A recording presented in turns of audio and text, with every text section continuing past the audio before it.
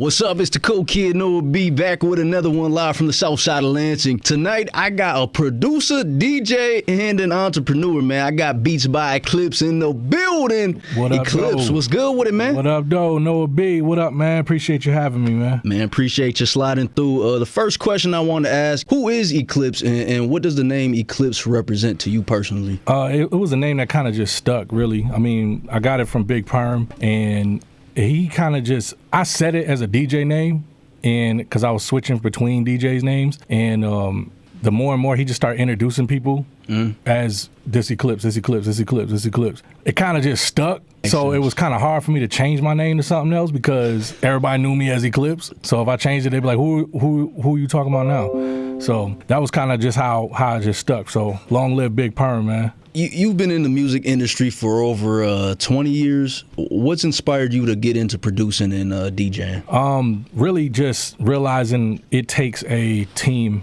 and you need a whole faculty behind you as an artist. You know, I started off as an artist and realizing you need somebody to make beats, you need somebody to record, you need somebody to mix, you gotta write the songs, you gotta record the songs, you gotta perform the shows, you gotta have the songs played in the DJs. So when I became like a five-man army, I was like, you know what, let me just focus on the back scene and behind the scenes stuff, because I'm doing all this and I need a team behind me. So I started just being the ear for, the production. And I was the one riding around the instrumentals. You know what I'm saying? Like, that was me. When was the first moment you realized, like, damn, I'm gonna really take this shit serious? I think it was when I sold a beat.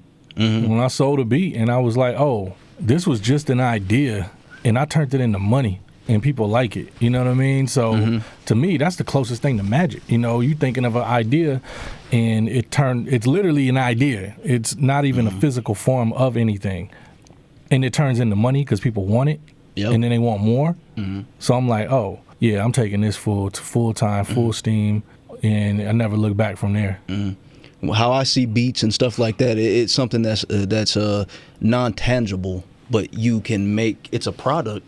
Yeah. But it's not tangible. You can't. There's no physical item to it. It's an idea that that moves people essentially, and the fact that you can turn that into money, like you said, that does seem like magic. Yeah. You've worked with artists like DJ Khaled, Lil Wayne, Jay-Z, Rick Ross, Wiz Khalifa, Big Sean, just to name a few. What was that experience like for you? They just regular people like us, like it was times when you would think a regular person would get starstruck standing next to some of these people. And I remember I was DJing with Ludacris at a club in Miami, and everybody's girls all fanning out because it's Ludacris like right there, and I'm talking to him. I gotta play a set, so I'm sitting here like, which one, 2 or 3, which one, like this or that, and I'm really communicating with him, and I don't even know him like that. I'm a fan of him, I'm almost like I grew up listening to you, you know what I'm saying? But at that moment, it was like I gotta work. And I gotta, keep it together, Other times like that, when I met Lil Wayne, like I ain't realize it was Lil Wayne, and I just thought that was how fast it was. I didn't know it was Lil Wayne until he got like literally to my face. Right. But in my head, I was like, this dude looked like Lil Wayne. Then I was like, this dude got tats on his face like Lil Wayne. Yep. And then I'm like, oh, it is Lil Wayne. Bro started connecting the dots. Yeah, so I'm like, and he was just like, what up, blah? Like he was cool. Like they're all like regular people, they're all cool, and that's really what all they expect is they respect people that just treat them the same. They talk to them regular. They're not like animals at the zoo. You know what I'm saying? Like talk to them regular, communicate with them regular, like you would do anybody else, and just be cool, man. Be cool around them. Like when you in these sessions or you in these shows or you around these celebrities and these stars, man, just be cool, man. Like they don't like all that extra stuff. Speaking of that, have you ever been in a session where somebody was supposed to be working on a professional level level and just, you know, they were pretty much like fanned out and like it got in the way of them actually doing the job that they that's were. Called a kill fee. Kill and then the label, that's when the label pulls you to the side. One of the label reps pull you to the side and go, hey, what's your kill fee? Because you are not adding to this session. You're doing too much. You're killing the vibe. You're making people uncomfortable. How much you want? We will pay you to leave. That's what it's called. I've seen a couple of those. Jesus. In your opinion, what separates a great producer from someone who just makes beats? Okay, that's a big debate. I see a lot of times the difference between a beat maker and a producer. So, okay, a beat maker is just somebody who would just make the beat, send it to the artist, sit back, and just let them do whatever. Most of them are like bedroom producers, producers who don't really go out and they just make beats, send them out. You know, that's called a beat maker. Now, a producer is somebody who's gonna craft that song from beginning to end. They might have made the beat, they might have got the beat from somebody, but they're gonna be there with the artist and they're gonna say, do the hook right here, do the intro right here, do the ad lib right here. Let's switch this right here. Let's bring guitar in right here. Let's bring a singer in right here. And they're gonna see that full production all the way to the end. And that's the difference between just a beat maker and a producer. So when you sit down to create a beat, what does your creative process usually look like? Really whatever I'm feeling at the time. Like I take out whatever I'm feeling on that beat. So if I'm angry, it's about to be some hard like trap, bust the walls down, trunk rattling, 100 blanks in the trunk, you know what I'm saying? And then if I'm like, you know, feeling, you know, like I'm getting money or something, it's gonna be real lavish, real luxury, real like high-end strings, pianos, you know, smooth bass line, like a lot, you know, it's just gonna reflect how I feel. Really, I just go wherever the sound takes me, and then I'll just see where I end up. I listened to that Porcelain Ramekins. Yeah. What was your state of mind like when you were making that song? Because that song was tough, bro. You was talking that shit on that bitch. You said North Face bubble on. Hey, you know I got the heat in it. You was talking crazy on that bitch. Yeah. So Porcelain Ramekins is just obscene luxury talk that I just like to do sometimes. And a lot of people, first hearing the word ramekin, a lot of people don't know what a ramekin is. I was like, what the fuck? It's something I learned from. It's something I learned from a restaurant. And I said, can I get, you know, some sauce or whatever? And then they were like, okay, I'll put it in a ramekin. I said, I just want some sauce. I don't want no horseradish ramekin, nothing. I don't. She was like, no, a ramekin is the dish that sauces come in. And I said, oh, all right.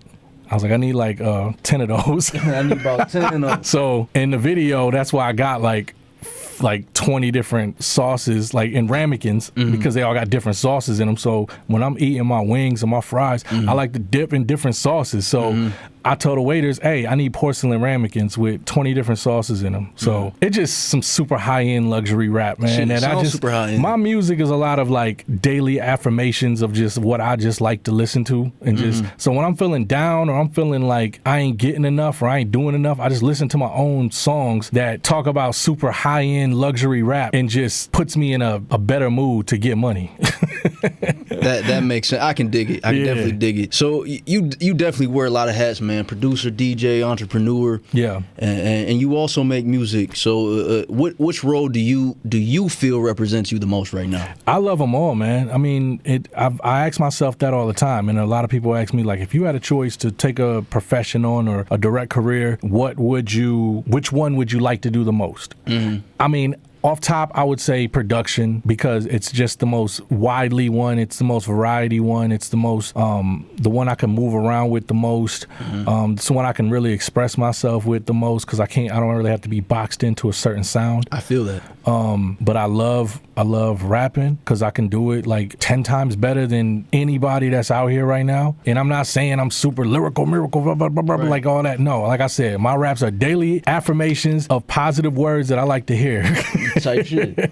And I rap for the people that like to hear that type of stuff. You know what I'm saying? So I'm not trying to impress nobody. I'm not trying to be super great. Like, I'm not trying to be like the super greatest rapper ever. I might rhyme the word back 5 times in a row just because I get it back. I like it back. I like it back. I get it back. I'm on the back because it sound good. You know what I'm saying? I'm not trying to be all super intricate about it. But and I like engineering. I like mixing. I like bringing songs to life. Like, I like hearing an artist's idea and then putting my hands on the record and actually bringing those ideas out, you know. Yep. So I love all of it equally. And DJing too, like on tour and like seeing the crowds and moving the crowds and playing songs and just seeing how they hit. Like I love all of it, man. As an entrepreneur, how important is understanding the business side of music for artists today?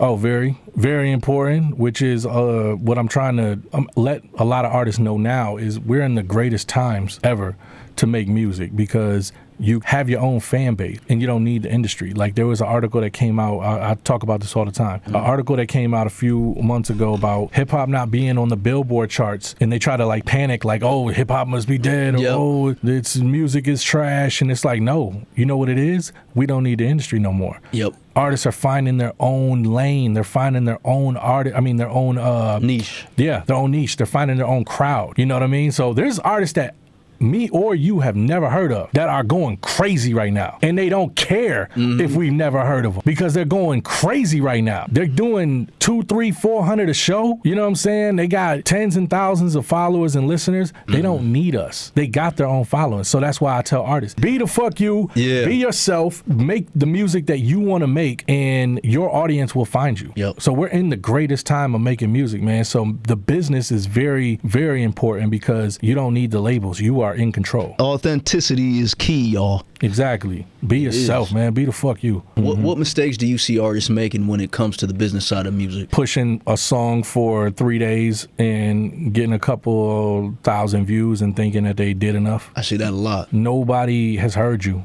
Has that song made 1 million? Has that song did 1 million? That song is brand new. You know what I mean? So until you have reached a level of where I'm like, oh, I made enough money off of this, or oh, I got enough views off of this. I see artists all the time. I feel so bad because they pay these videographers, they do these videos, they put the song out, they share it 2, 3, 4, 5, 10 times, and then they're done with it. And it's like, oh, that song's old now. You have not gotten 100 million views on this. You know what I mean? Like, this is brand new. So keep pushing it. It might be old to you, of course. Like, how do you think artists feel when they go on tour and they got to do them same songs over and over and over? They're tired of them songs. But, hey, they want to see you perform them, you know? So you got to keep pushing them songs, keep pushing them music. And that's the biggest mistake I see is I hate seeing artists put projects out and then they just let it fall like a month or two later and it just falls. Nobody listens to it, you know? So that's why I'm big on like telling artists to push singles. Yeah. Push singles, push songs until you build your following up. When it's time to drop a project, that's when the money it's time to start making money. You know what I mean? But yeah, that's the biggest mistake I see, man. Like, just those songs are new. Artists listening, all y'all, hey, whatever you dropped, keep dropping for one, and keep pushing it for two. You know what I mean? Like, when people, one thing I notice, you know, when people talk about Michigan music, you know, Detroit usually gets the spotlight because of the history, you know, Motown and all that good stuff came out of there. Lansing doesn't always get the same attention, even though, like, we have a strong local scene, I say. But, you know, from your perspective, what do you think Lansing needs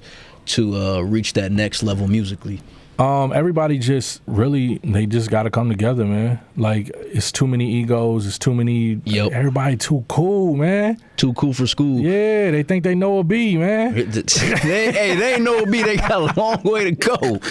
One thing I'll say about artists though, like I'm not gonna name no, you know, particular names or nothing like that, but you know, there's artists they get a certain buzz, they start working with certain artists, and now it's like they, you know, when they come back to their home city, Lansing, it's like, oh, now I'm charging this, now I'm charging that, now it's, you know, we can't. I feel like that's one of the things that's really holding our music scene. Like you said, collaboration, people coming together. You know, once people, you know, you come from a city like Lansing, once you get to a certain level, you know, you know, people ain't already seen shit. So once you start seeing shit, you know, it's like, damn, you know, you got to start paying this, that, and the third. And you know, I mean, hey, you're entitled to whatever you feel like you're entitled to, you know, but don't say you're giving back, or don't say that you're like reaching back if you're taxing the people that, you know what I'm saying, you're supposed to be, you know, having support you. So I'm always for leaving and going somewhere else and making your name somewhere else. I mean, you not even necessarily go somewhere and just make a name, but move around, man. Like, go to other cities, go other places, I've gotten way more connects, and I've scaled up a whole lot faster in New York than I ever did here. And I was just in and out New York, and everything just happened so fast out there. And then you're just around the right people, and then you're, you know, everybody's here and everybody's there, and you're just there. If you're in the right place at the right time, you know, there's no telling who you're gonna come across. But I've scaled up really fast and made a lot of money just from being in New York.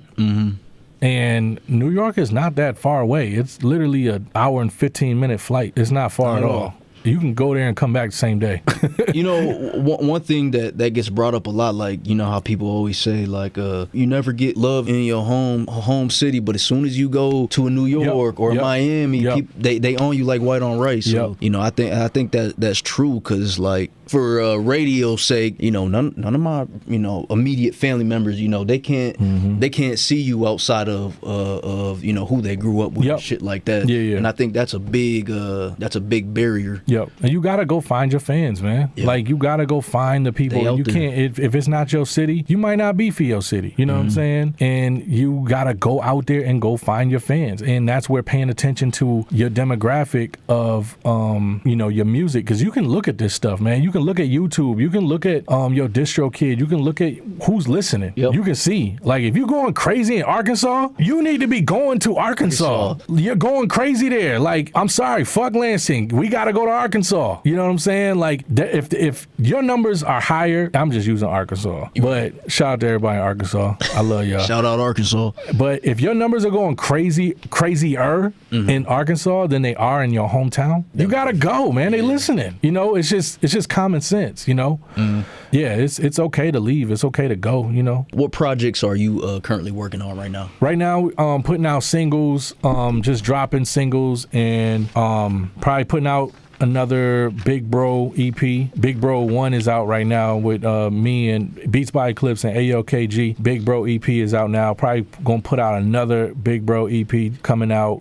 I have a smaller emotional EP coming out where I was in my feelings a lot, and it's a lot of those self-reflection songs.